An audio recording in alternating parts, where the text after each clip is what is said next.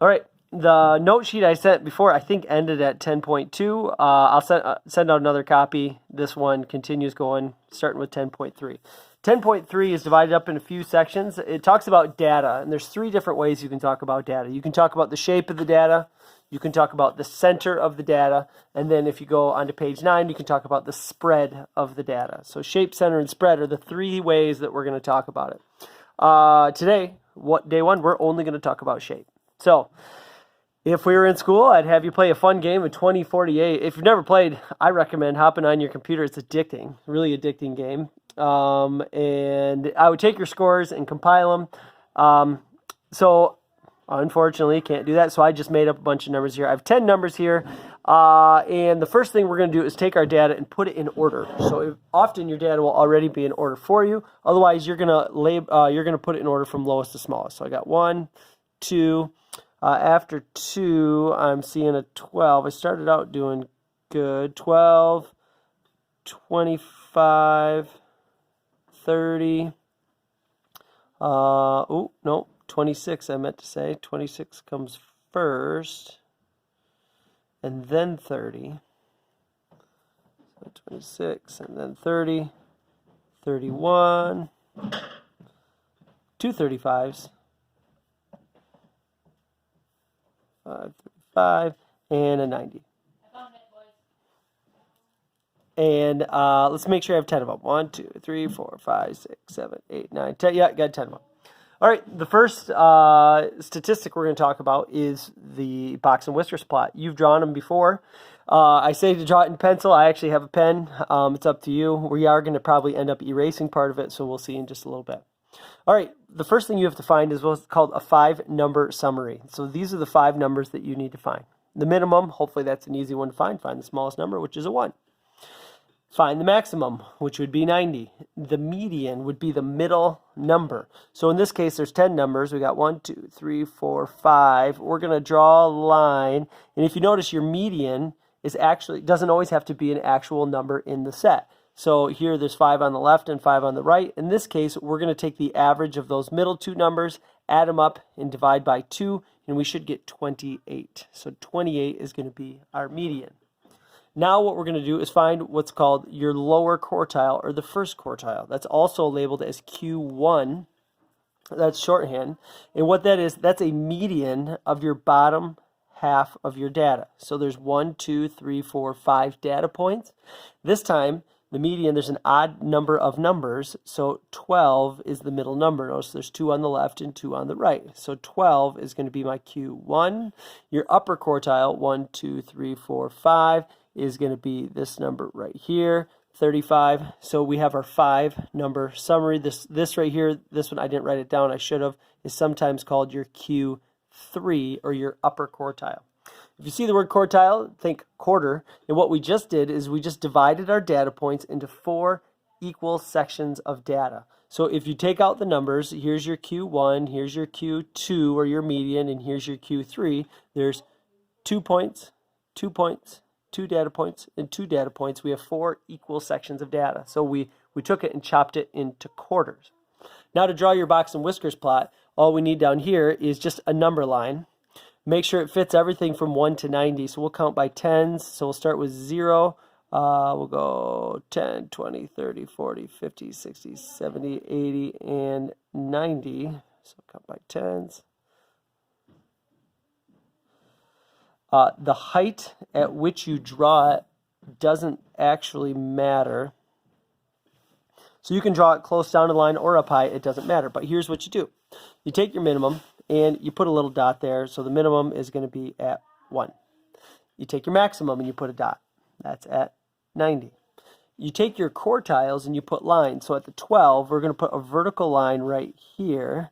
At your median, at 28, we're going to put a vertical line right here. And at your upper quartile, at 35, we're going to put a vertical line as well right here.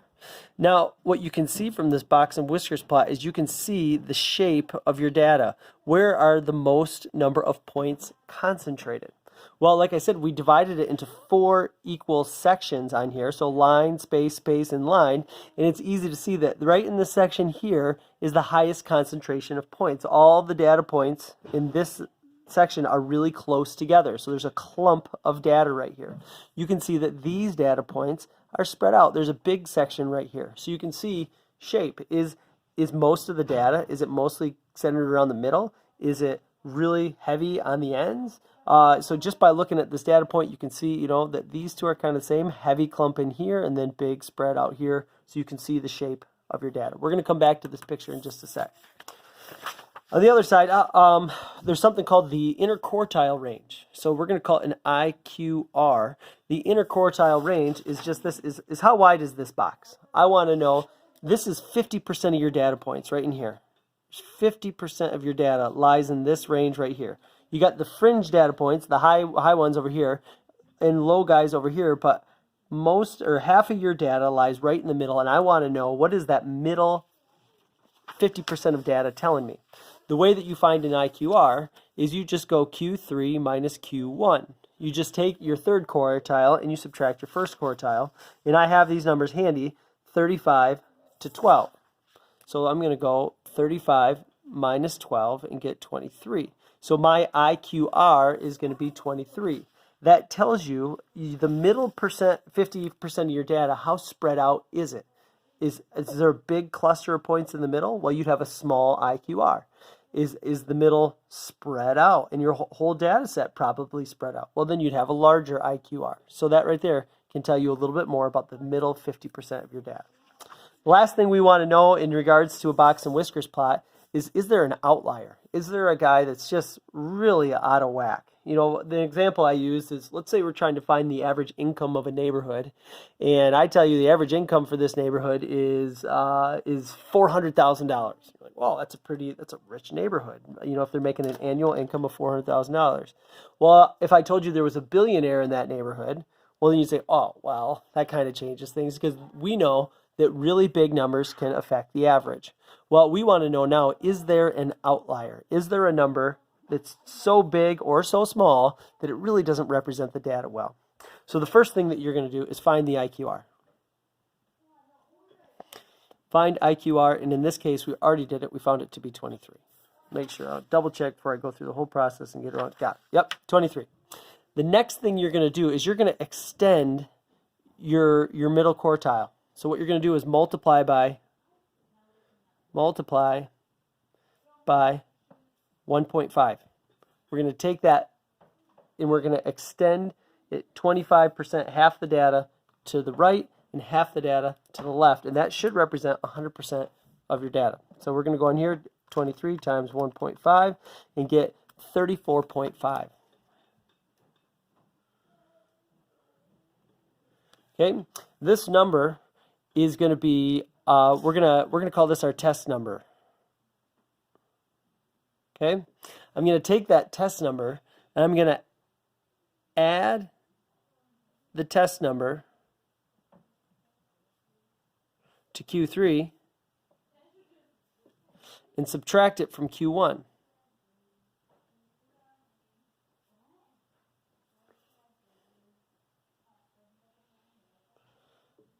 Okay, I'm going to add it to Q3 and subtract it from Q1. So this 34.5, what I'm going to do is I'm going to use it now to test. I'm going to take that 34.5 and I'm going to add it on. I'm going to extend my data out. And if any number is still beyond that number, we're going to call it an outlier. So right here, I'm going to take Q3 and we're going to say that Q3 we said was 35. So I'm going to go 35 plus my 34.5 and see what I get. 35 plus 34.5 plus 34.5 is going to be 69.5. Anything bigger than 69.5, we're going to consider that an outlier. So when I go to my data set right here, and I have all of these, I do have an 90. We say, you want to know what? 90, you're too big. You are what we call an outlier. So we're going to take you, and we're going to put a dot, and then now my max is not going to be 90 anymore. It's going to be 35. So we're going to bring this data set all the way down. In my box and whiskers plot is actually going to look like this. I'm going to draw under. It goes like this. Boom. At 12, we have a vertical line. At 28, we have a vertical line. At 35, we have a vertical line. And then that's it. This one right here, what we do is we put a dot out here at 90. but no line to it. So you put a line out to your max, but my max is now at 35. So this number out here is an outlier. I want to put a point there to say, yeah, it is a data point, but really to say, you want to know what? It really was influencing the data because it was such a point that was so much different than all the rest of the points. So this right here are really the data points that we're interested in at 90. We're calling it an outlier. Okay. I also am going to take that 34.5 and subtract it from Q1. Well, Q1 was 12. If I take 12 and I go minus 34.5, well, that's a negative number. And I know that none of my data points are negative numbers, so there's nothing lower than that number, so there are no outliers on the higher end. Okay, so what we are going to do is we're going to add to Q3, and then last thing, I guess the best way to put it is we're going to measure for outliers. And we've already done that in this video. We're going to measure for outliers. So like we said, add to Q3, get that number. Anything above that will be an outlier. Subtract from Q1, anything below that will be an outlier. Okay, so determine 90, we found one. Last thing we're going to talk about is histogram. Histogram is just a bar graph. The only difference between a bar graph and a histogram is in a bar graph down here you'll have words like number of rainy days or color red or Tuesdays or Wednesdays or something like that. In a histogram, you have numbers down here. We have what are called bins. Okay, so for this, I'm going to make what I call a bin width of 10. So this bin right here is going to be 0 to 10. So my categories down here are numbers. Here I'm going to go 10 to 20. I'd have to go 11 to 20, sorry. Here we go 21 to 30. 31 to 40, 41 to 50, 51 to 60, 70, 80, and I probably even could extend my table a little bit. So here are going to be my 60s, here my 70s, and then I should have made my table a little larger for my outliers as well. Okay, so then a frequency just means how often does one show up. So how often did I get a number 1 to 10? So if I'm looking at my data points, there's a 1 and a 2, so it happened 2 times. So I'm going to shade in the number of boxes right here for the number of times that it showed up. Okay, let's see, how about in the teens? Looks like just 1 time, so in the teens we have 1. In the 20s, I have 2 points. In the 30s, I have 1, 2, 3, 4 of them. And then 90s would be way over here. I have 1. Okay. Well, this data is kind of all over the place. So, you know, in order to talk about the shape, it's not really either one of the 2 categories that we're going to talk about. So you can say neither if it asks you. Let's talk about the 2 categories. After viewing a histogram, we can see the shape. The shape can be symmetric. I think we know what the word symmetric means. Okay. So the shape will be something like this. If I wanted to draw a shape of it, it would be, you'll have small points like so. You have bars, and then it's going to be roughly the same on both sides. You can say, you want to know what? And just, it doesn't have to be perfect. Data is almost never perfectly symmetric. Okay, so, but if it's kind of the same on both sides, we're going to call it symmetric. Or another example might be something like this. Maybe your tall bars are on the outside, and then it gets small, and then goes back up. That's another way that we can have symmetric data. If you can find a point that's kind of in the middle like that, and say, that side and that side are kind of the same, we're going to call that symmetric. The other type of data is what's called skewed. And this data here, it's hard to tell exactly what it is, but skewed goes like this. You're going to have some small ones over here, and then it's going to grow. So as you're doing your data, it's clearly not symmetric. Like you have big bars on one side and then small bars on the other. The way that you talk about skew is in reference to the tail. So I would call this a left skew. Now, that can be confusing because often we want to think about where are the tall bars? You know, where's the data points? Well, it's on the right. Yeah, but we refer to it in terms of the tail. So that's a left skew. If I wanted to draw data points over here, tall ones like this, and they get small. And if that would be with the tail to the right, this is what we call a right skew.